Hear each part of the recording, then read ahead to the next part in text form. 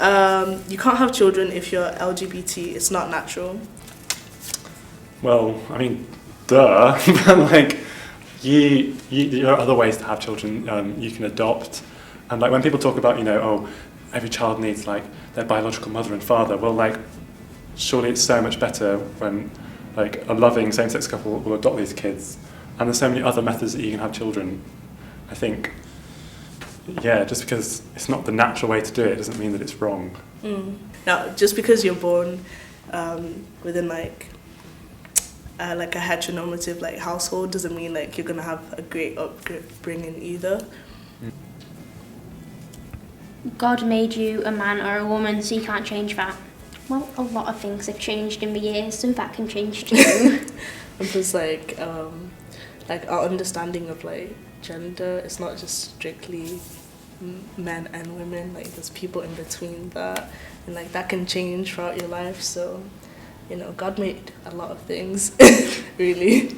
I think that argument also like forgets about people who are intersex or like have different like sex characteristics. Well, yeah, you can be more than even biologically or not. Like you can be more than a woman or a man. And I think those communities as well often get overlooked, even in LGBT spaces. So I think they need a bigger voice. We need to give them more space because, I mean, literally, like if they want to say everyone's created by God and people are born that way, then they're a prime example that not everyone is just cut and dry male or female. Like it's so much more fluid than that, and it's so much deeper than that. Like just saying you're a man because you've got a penis, like then what does anything mean really? Yeah, exactly. You can be gay, but you can't have sex. Well, I don't get why like religious people are so obsessed with like gay sex. Like they talk about it way more than like LGBT people do.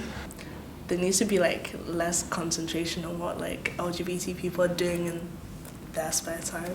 Exactly. Like I wouldn't go up to like a straight person just like say, "What are you doing in bed, Margaret?" Yeah. Would you? Like, like it's a bit personal, Exactly.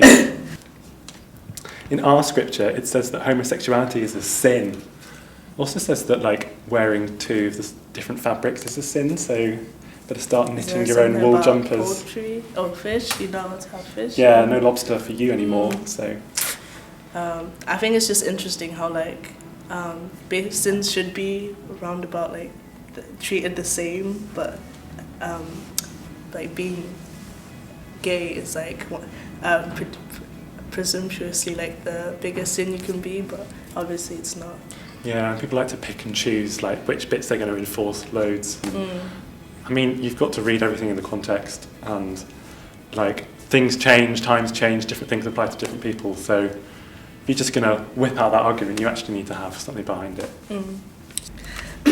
God created man and a woman to be together, not man and man or woman and woman. It's not natural.